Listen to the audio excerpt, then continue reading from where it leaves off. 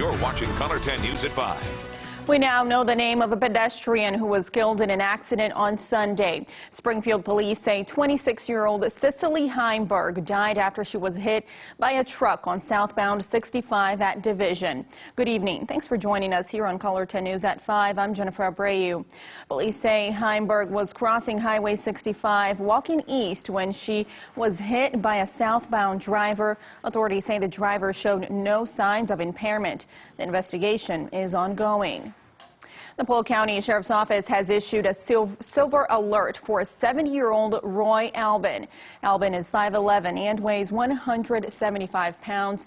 He has gray hair and blue eyes. Albin was last seen wearing a ball cap, sunglasses, a western denim snap-button shirt, a black nylon jacket with an orange liner, dark gray sweatpants, and camouflage slippers. He may be driving a 2014 red Ram pickup truck with Missouri plates. If you have any information on Albin, call 911. Making news now, he calls it an epidemic. Missouri Governor Mike Parsons signed an executive order regarding the use of vaping devices in Missouri.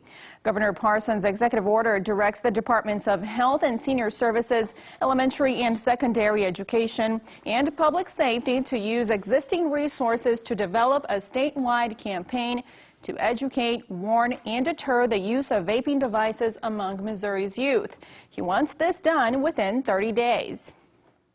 The biggest fear we have is the unknown of the products. I don't think anybody knows.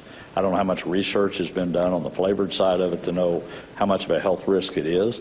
So I think one of the things we want to look at, one, this is the first step, I guess I'd like to say, of what we're doing today, what I can do as governor.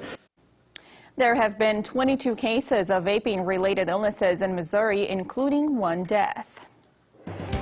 In more local news now, feminine hygiene products are luxury items for some low-income and homeless women.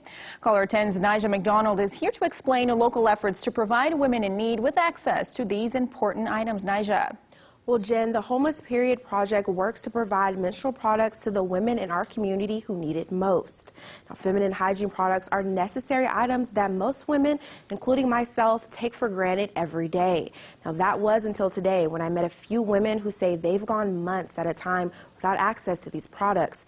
The women share with me how demeaning it can be, adding that their SNAP benefits don't cover the cost of feminine hygiene products. But did you know tampons and pads remain one of the most sought-after items in homeless shelters, but the least donated? Do you, or maybe do you know of a friend or someone that's had to go through a cycle and not have access to them? I have, lots of times. And how does that make you feel, just as a human? It kind of bothers me because it's like I've been there, you know, at times I have been there. I feel like women all around need to have access to stuff like that, whether it be a razor, some shaving cream to shave legs with, or pads or tampons, anything like that. So, Nija, how can people help?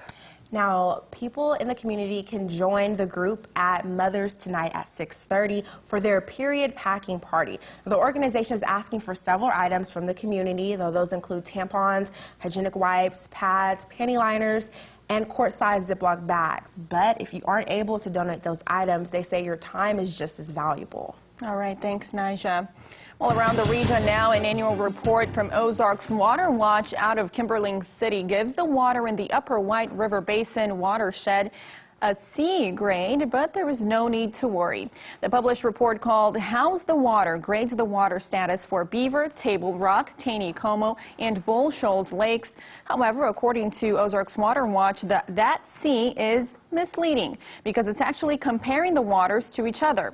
Ronna Haxby of Ozarks Water Watch explained exactly how the grading criteria works.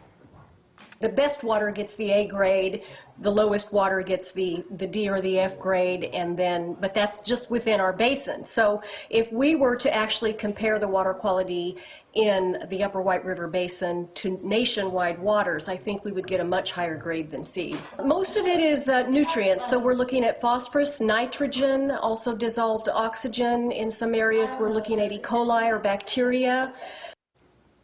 Haxby says the vast majority of water in the Ozarks is safe for full body contact unless it's just after a big rain. Well, Hunter Biden speaks out for the first time since his business dealings in Ukraine have been under scrutiny. Did I make a mistake? Well, maybe. The status of the impeachment inquiry next.